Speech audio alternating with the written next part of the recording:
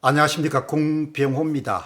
SK 하이닉스의 회장으로 있는 최태원 회장, 그리고 그 이제 부인인 노소영 관장, 최태원 노소영 씨의 그런 이혼 재산 분할 판결이 이제 결국은 2심을 다시 심리하겠다 그런 결정으로 나왔네요.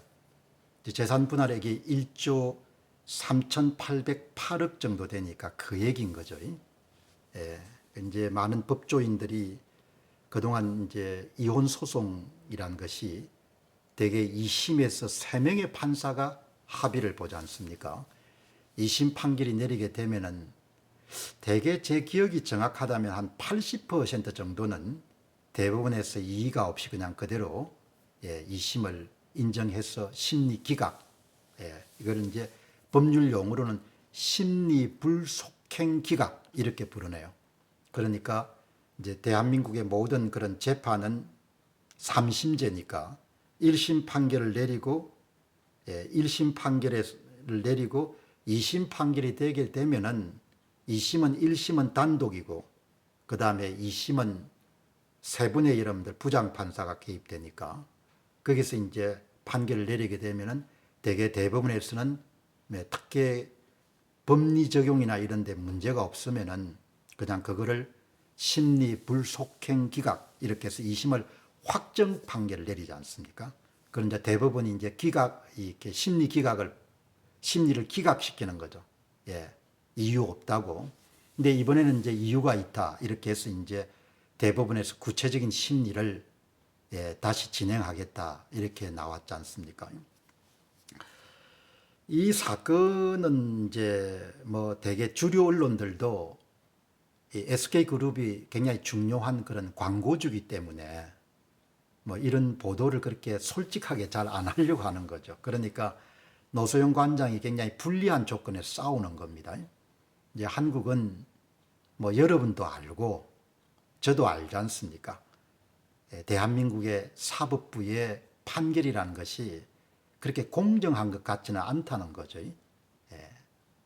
그러니까 그 뭐 권순일 대법관 같은 경우도 그렇게 유야무야 그냥 덮지 않습니까? 권순일 대법관이 결국은 이재명 당대표의 정치적 생명을 부활시켜줬고 그 과정에서 로비 의혹을 의심받을 만한 그런 사안임에도 불구하고 검찰도 덮고 경찰도 덮고 결국 법원도 덮는 쪽으로 결론이 났지 않습니까? 그러니까 뭐 그동안 선거 재판 과정이나 이런 걸 보게 되면은 뭐 전부는 아니겠죠. 사법부에서도 기계가 있고 그렇게 정의로운 판결을 내리시는 부분에 익숙하신 분도 계시지만 뭐 제가 개인적으로는 한국의 사법부를 그렇게 굉장히 좀 신뢰하지 않는 편입니다. 그리고 세계 어느 나라에 그런 제도가 있는지는 모르겠는데 전관예우라고 해가지고 검찰 출신이나 그런 법원 출신들이 나오면은 뭐 공공연하게 형량을 거래하고 죄의 유무를 가지고 거래하지 않습니까? 그것이 부당하고 부정의한 거라는 것이 수없이 여러분들 뭐 오랜 기간 동안 거론됐지만 뭐 그거 한국 사회가 고칠 의지가 없지 않습니까? 이번에 미국 사회 보면서 한국에 있는 사람들이 많이 깨우친 부분이 있을 겁니다. 아, 미국 사회는 2020년 10월 달에 미국 대통령 선거에 저렇게 홍역을 치르고 난 다음에 저렇게 고치구나.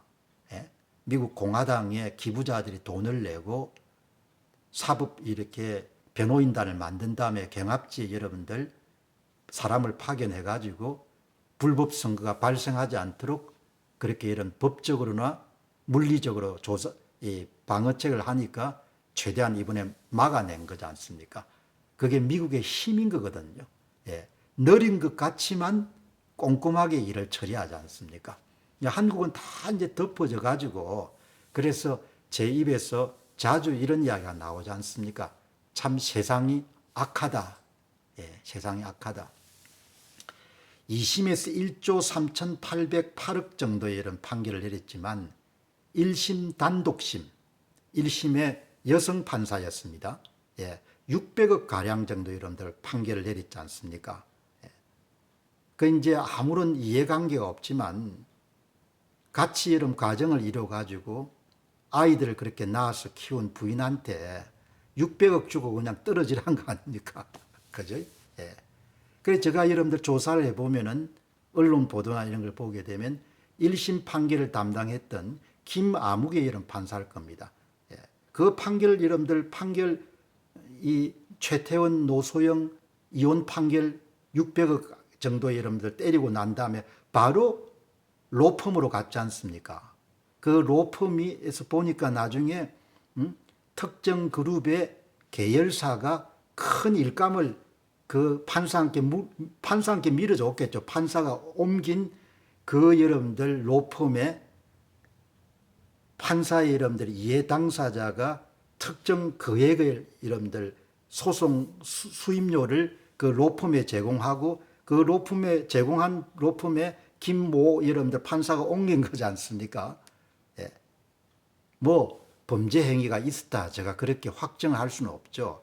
그러나 사람이란 것은 짐승이나 동물하고 달리 추론하는 능력이 있기 때문에 사건의 정루 과정을 이렇게 추적해 보니까 야 이거는 굉장히 심각한 문제구나.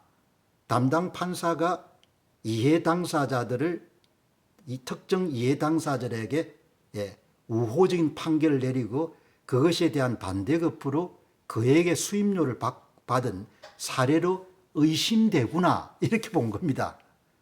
예, 그냥 의심 정도가 아니고 냄새가 심하게 나는 겁니다. 그러나 그 1심 판결의 문제점 2심에서 1조 3,808조 원의 여러분들 재산 분할액이 떨어졌는데 1심에서 특이재산이라는 것을 적용해 가지고 뭐 특유재산인가 600억을 내린 그 1심 판사가 옮긴 로펌이 공교롭게도 소송의 여러분들 피고 측 계열사에서 그에게 수임료를 받았는데 그냥 한국의 언론들 다 덮지 않습니까? 어느 주류 언론도 이런 거기에 대한 보도를 하지 않는 거죠. 선거를 통해서 이미 봤습니다만은 한국 사회가 참 악한 겁니다. 예.